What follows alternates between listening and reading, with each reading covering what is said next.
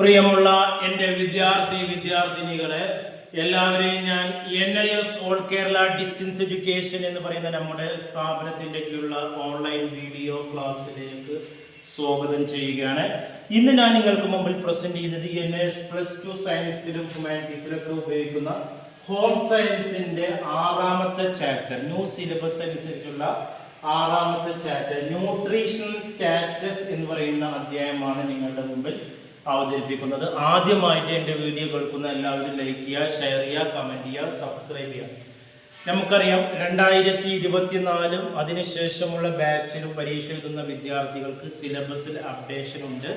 മൊത്തം പാഠഭാഗത്തിൻ്റെ 60% മാത്രം പബ്ലിക് എക്സാമിനും ബാക്കി വരുന്ന 40% അസൈൻമെൻറ്റും പഠിച്ചാൽ മതി.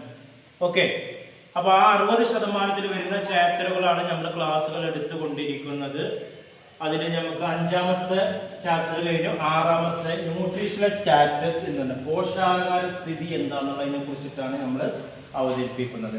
നമുക്കറിയാം ക്വസ്റ്റ്യൻസ് ഇംഗ്ലീഷിലാണ് വരിക. പരീക്ഷയ്ക്ക് മലയാളത്തിൽ എഴുതുന്ന വിദ്യാർത്ഥികൾക്കും ക്വസ്റ്റ്യൻസ് ഇംഗ്ലീഷിലാണ്. അതുകൊണ്ടാണ് നമ്മൾ ക്വസ്റ്റ്യൻസ് ബോർഡിൽ എഴുതി പ്രാക്ടീസ് ചെയ്യുന്നത്. ഇന്നത്തെ വീഡിയോയിൽ നമ്മൾ 2 മാർക്ക്, 3 മാർക്ക്, 5 മാർക്ക് ഇതിൻ്റെയൊക്കെ ആൻസർ എങ്ങനെ ചെയ്യാന്നുള്ളതാണ്. അടുത്ത വീഡിയോയിൽ 1 മാർക്കിന്റെ 1 വേർഡ് ക്വസ്റ്റ്യൻസ് നമ്മൾ ഈ ചാപ്റ്ററിൽ നിന്ന് അവതരിപ്പിക്കും. അതിൽ ഫസ്റ്റ് ക്വസ്റ്റ്യൻസ് ആണ്, വാട്ട് ഈസ് ന്യൂട്രീഷണൽ സ്റ്റാറ്റസ്? പോഷകാഹാര സ്ഥിതി എന്ന് പറഞ്ഞാൽ എന്താണ്? പോഷകങ്ങളെ സ്വീകരിക്കുക, അതേപോലെ ഉപയോഗപ്പെടുത്തുകയും ചെയ്യുന്നതിലൂടെ ഒരു വ്യക്തിയിൽ ഉണ്ടാകുന്ന ആരോഗ്യനിലയാണ് പോഷകസ്ഥിതി. പോഷകങ്ങൾ സ്വീകരിക്കുക, അത് ഉപയോഗിക്കുക, ഇതിലൂടെ ഒരു വ്യക്തിയിൽ വരുന്ന മാറ്റം, ആരോഗ്യപരമായ മാറ്റമാണ് എന്ന് പറയുന്നത് പോഷകാഹാര സ്ഥിതി എന്ന് പറയുന്നത്. രണ്ടാമത് പറയുന്നത്, what you mean bye good nutrition? എന്താണ് നല്ല പോഷകാഹാരം കൊണ്ട് ഉദ്ദേശിക്കുന്നതെന്നാണ്. നമ്മുടെ ശരീരം എല്ലാ പോഷകങ്ങളെയും അനുയോജ്യമായ രീതിയിൽ സ്വീകരിക്കുകയും അതുവഴി ശരീരത്തിൻ്റെ ആവശ്യങ്ങളെ കൃത്യമായി നേരിടുകയും ചെയ്യുന്നുണ്ടെങ്കിൽ നല്ല പോഷകാഹാരാവസ്ഥയാണ്. ഓക്കെ, നമ്മുടെ ശരീരം എല്ലാതരം പോഷകങ്ങളും അനുയോജ്യമായ രീതിയിൽ സ്വീകരിക്കുക, അത് ശരീരത്തിൻ്റെ ആവശ്യങ്ങൾ കൃത്യമായി നടപ്പിൽ വരുത്തുന്നുണ്ടെങ്കിൽ അത് ശരിയായ പോഷകമാണ്. മൂന്നാമത്തെ ക്വസ്റ്റ്യൻസ് ആണ്, explain Mal nutrition, state it, classify. എന്താണ് പോഷക വൈകല്യം എന്ന് പറയുന്നത്, അല്ലെങ്കിൽ പോഷകാഹാര കുറവ് എന്ന് പറയുന്നത് എന്താണ്? 2 തരം പോഷക വൈകല്യം ഏതൊക്കെയാണെന്ന് ചോദിക്കുന്നത്. പോഷകാഹാരത്തിന്റെ അഭാവം ഉണ്ടാകുന്ന, അല്ലെങ്കിൽ ഒന്നോ അതിലധികമോ പോഷകാഹാരങ്ങൾ അളവിൽ കൂടുതലായോ തെറ്റായ രീതിയിൽ ഉപയോഗിക്കുകയോ ചെയ്താൽ ശരീരത്തിന്റെ തുലനാവസ്ഥ വരും. അപ്പൊ തീരെ പോഷകാഹാര കുറവുണ്ടാകുന്ന ഒരവസ്ഥയോ അമിതമായ പോഷകാഹാരം വന്ന് ശരീരത്തിന്റെ താളം തെറ്റിപ്പോകുന്ന ഒരു അവസ്ഥയാണ് എന്ന് പറയുന്നത് പോഷക വൈകല്യം എന്ന് പറയുന്നത്. അത് 2 രീതിയിലുണ്ട്. ഒന്ന് അണ്ടർ ന്യൂട്രീഷനും, 3 ഓവർ ന്യൂട്രീഷനുമാണ്. രണ്ടാമത്തത് ഓവർ ന്യൂട്രീഷൻ. അണ്ടർ ന്യൂട്രീഷൻ എന്ന് പറഞ്ഞാൽ പോഷകാഹാര കുറവാണ്. ഒന്നോ അതിലധികമോ പോഷകാഹാരത്തിന്റെ കുറവോ അഭാവം മൂലം ഒരു വ്യക്തിക്കുണ്ടാകുന്ന ആരോഗ്യനിലയാണ് പോഷകാഹാര കുറവ് എന്ന് പറയുന്നത്. ഓവർ ന്യൂട്രീഷൻ എന്ന് പറഞ്ഞാൽ പോഷകാഹാരം കൂടുതലാണ്, അമിതമായ തോതിൽ പോഷകാഹാരം സ്വീകരിക്കുന്ന അവസ്ഥയാണ് പോഷകാഹാര കൂടുതൽ എന്ന പേരിൽ അറിയപ്പെടുന്നത്. ഇനി അടുത്ത ചോദ്യമാണ്, list out the important factors which are responsible for malnutrition. പോഷക വൈകല്യത്തിന് കാരണമാകുന്ന പ്രധാന ഘടകങ്ങളുടെ ലിസ്റ്റ് തയ്യാറാണ്. അതിലൊന്ന് ജനസംഖ്യ വർധന വരാം, കുറഞ്ഞ ഉൽപാദനം വരാം, അതേപോലെ തന്നെ അജ്ഞത വരാം, സാമ്പത്തിക കാരണങ്ങൾ വരാം, മോശമായ വ്യക്തി ശുചിത്വം വരാം, പാരിസ്ഥിതിക അവസ്ഥകൾ വരാം. ഇതൊക്കെ അതിൽ വരുന്നുണ്ട്. അടുത്ത ചോദ്യം, എക്സ്പ്ലെയിൻ ദി ന്യൂട്രീഷണൽ അസസ്മെന്റ് ആണ്. പോഷകാഹാര നിർണയം എന്നാൽ എന്താണ്? ഒരു വ്യക്തിയുടെയോ ഗ്രൂപ്പിൻ്റെയോ പോഷകാഹാര നിലയെ നിർണയിക്കുന്ന പ്രക്രിയയാണ് പോഷകാഹാര നിർണയം അഥവാ കണക്കാക്കൽ എന്ന് പറയുന്നത്. ഒരു വ്യക്തിയുടെയോ ഗ്രൂപ്പിൻ്റെയോ പോഷകാഹാര നില നിർണയിക്കാൻ. അടുത്തത്, list out the way to determine the nutritional status of individual എന്നാണ്. ഒരു വ്യക്തിയുടെ പോഷകാഹാര നിലയെ നിർണ്ണയിക്കുന്ന മാർഗങ്ങൾ ഏതൊക്കെയാണ്? ശാരീരിക വളർച്ച അളക്കുക, ഭക്ഷണക്രമം നിർണ്ണയിക്കുക, പോഷകാഹാര കുറവ് മൂലമുണ്ടാകുന്ന രോഗങ്ങളെ തിരിച്ചറിയുക, ഇതൊക്കെയാണ് അതിൽ വരുന്നത്.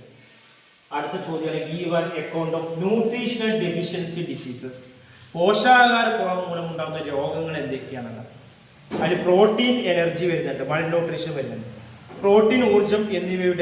പ്രോട്ടീന് അല്ലെങ്കിൽ ഊർജം എന്നിവയുടെയോ പ്രോട്ടീൻ്റെ മാത്രം അഭാവം കൊണ്ട് ഉണ്ടാകുന്ന രോഗാവസ്ഥ PEM എന്ന് അറിയുന്നത്. പ്രോട്ടീൻ, എനർജി, മൾന്യൂട്രീഷൻ എന്ന് പറയുന്നത്. ഏത് പ്രായക്കാർക്കും ഈ രോഗം ഉണ്ടാവും. കുട്ടികളിലാണ് കൂടുതൽ കാണപ്പെടുന്നത്. അതിൽ വരുന്ന മരാസ്മസ്, കോഷിയോർക്കർക്ക് വരുന്നത്. മരാസ്മർ എന്ന് പറഞ്ഞാൽ ഊർജത്തിൻ്റെയും പ്രോട്ടീൻ്റെയും അപര്യാപ്തം മൂലം ചെറിയ 1 വയസ്സിൽ താഴെയുള്ള കുട്ടികൾക്കുണ്ടാകുന്ന രോഗമാണ്. അയഞ്ഞതും ചുളിഞ്ഞതുമായ ത്വക്ക്, വിശപ്പ്, ഒട്ടിയ വയറ് എന്നിവയാണ്. കോശിയോർക്കർ എന്ന് പറഞ്ഞാൽ പ്രോട്ടീൻ്റെ അഭാവം മൂലം 1 വയസ്സിനും 3 വയസ്സിൻ്റെ ഇടയിലുണ്ടാകുന്ന കുട്ടികൾക്കാണ് നീർക്കെട്ട്, കുടവയറ്, വിശപ്പ് കുറവ്, ത്വക്കിലെ തടുപ്പ് എന്നിവയാണ്. പിന്നെ വിറ്റാമിൻ എ ഡെഫിഷ്യൻസി വരുന്നുണ്ട് പോഷകാഹാരക്കുറവ് മൂലം. വിറ്റാമിൻ എയുടെ അഭാവം മൂലം ഉണ്ടാകുന്ന അവസ്ഥയാണ് നിശാന്തത അഥവാ ഇരുട്ടിൽ കാഴ്ചയില്ലാത്ത അവസ്ഥ. പിന്നെ അനീമിയ വരുന്നുണ്ട്. രക്തത്തിൽ ഹീമോഗ്ലോബിൻ്റെ അളവ് കുറഞ്ഞ അവസ്ഥയാണ്. ഇരുമ്പിൻ്റെ അഭാവം മൂലമാണ് ഹീമോഗ്ലോബിൻ്റെ അളവ് കുറയുന്നതും അനീമിയ ഉണ്ടാകുന്നത്. ശരീരത്തിൻ്റെ സാധാരണ ക്ഷീണം, വിശപ്പില്ലായ്മ, കണ്ണിലും നഖത്തിലുണ്ടാകുന്ന മാറ്റത്തൊക്കെ വരുന്നുണ്ട്. പിന്നെ അയഡിൻ ഡെഫിഷ്യൻസി വരുന്നുണ്ട്. അയഡിൻ്റെ അപര്യാപ്തത പല രോഗങ്ങൾക്കും കാരണമാകുന്നുണ്ട്. കുട്ടികൾക്കിടയിൽ ഉണ്ടാകുന്ന ഗോയിറ്റർ, ക്രെറ്റിനിസ് എന്നിവ അയഡിൻ്റെ അഭാവം മൂലം ഉണ്ടാകുന്നത്. കൗമാരക്കാരി കഴുത്ത് വീർക്കുന്നതാണ് ഗോയിറ്റർ എന്ന രോഗം. കുട്ടികളിൽ തടി വെക്കാൻ കാരണമാകുന്നത്, തൊലിയിൽ മാറ്റമുണ്ടാകുന്നതും സാധാരണ ജോലി കൃത്യമായി ചെയ്യാനാവാത്തതൊക്കെ ഇതിൽ വരുന്നതാണ്. ഇനി ലാസ്റ്റ് ചോദ്യമാണ് എക്സ്പ്ലെയിൻ എസ് ഒരു നാഷണൽ ന്യൂട്രീഷണൽ പ്രോഗ്രാമാണ്. ദേശീയ പോഷകാഹാര പദ്ധതികളെ കുറിച്ചൊരു കുറിപ്പ് തയ്യാറാണ്. നമ്മുടെ രാജ്യത്ത് നേരിടുന്ന പ്രധാന പ്രശ്നമാണ് പോഷകാഹാരത്തിൻ്റെ അപര്യാപ്തം മൂലം ഉണ്ടാകുന്ന രോഗം. ഇത്തരത്തിലുള്ള അവസ്ഥകൾ നിയന്ത്രിക്കാൻ ഇന്ത്യ ഗവൺമെൻറ് വിവിധ തരത്തിലുള്ള പദ്ധതികൾ കൊണ്ടുവന്നിട്ടുണ്ട്. അതിലൊന്നാണ് integrated child development service, ICD സ്കീമൊക്കെ വരുന്നുണ്ട്. കുട്ടികളിൽ പോഷകാഹാരവും ആരോഗ്യം, വിദ്യാഭ്യാസം ഒരുമിച്ച് കൈകാര്യം ചെയ്യാനായി ആരംഭിച്ച പദ്ധതിയാണിത്. ICDസിന് കീഴിലുള്ള സേവനങ്ങൾ നൽകുന്ന കേന്ദ്രങ്ങളെയാണ് അംഗൻവാടികൾ എന്ന് പറയുന്നത്. ചൈൽഡ് ഹെൽത്ത് സെൻ്ററിലൂടെയാണ് ഈ സേവനങ്ങൾ നൽകുന്നുണ്ട്.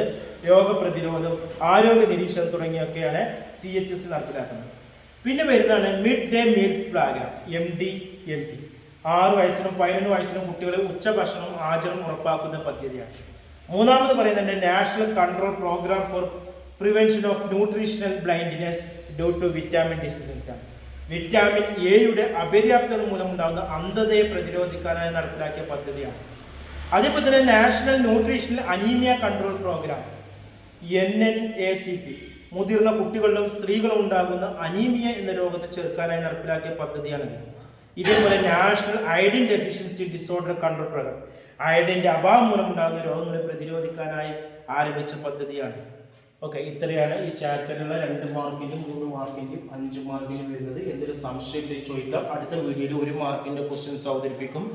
NSൻ്റെ SSLC +2 വിവിധ യൂണിവേഴ്സിറ്റിയുടെ ഡിഗ്രി PG അഡ്മിഷൻ നമ്മുടെ സ്ഥാപനത്തിൻ്റെ കീഴിൽ വളരെ കുറഞ്ഞ ഫീസ് ഇന്ത്യയിലെ മുഴുവൻ സ്റ്റേറ്റുകളിൽ നമ്മൾ പ്രതിദാനം ചെയ്യുന്നുണ്ട്. ആഴ്ചയിൽ 6 ദിവസം ഓൺലൈൻ ക്ലാസ്സോടുകൂടി അതിൻ്റെ ടെക്സ്റ്റ് ബുക്കുകൾ, ഗൈഡുകൾ, അസൈൻമെൻറ്റ്, പ്രാക്ടിക്കലൊക്കെ ഇതെല്ലാം നമ്മൾ ഫ്രീ ആയി നൽകുകയാണ്. ഫീസിന് പുറമെ ഫ്രീ ആയി നൽകുന്നതാണ്. കൂടുതൽ വിവരങ്ങൾക്കും അഡ്മിഷനും നമ്മുടെ സ്ഥാപനവുമായി കോൺടാക്ട് ചെയ്യുക. വാട്സപ്പ് നമ്പർ എൻ്റെ ഡിസ്ക്രിപ്ഷൻ ബോക്സിലുണ്ട്, 90371146. Okay, thank you.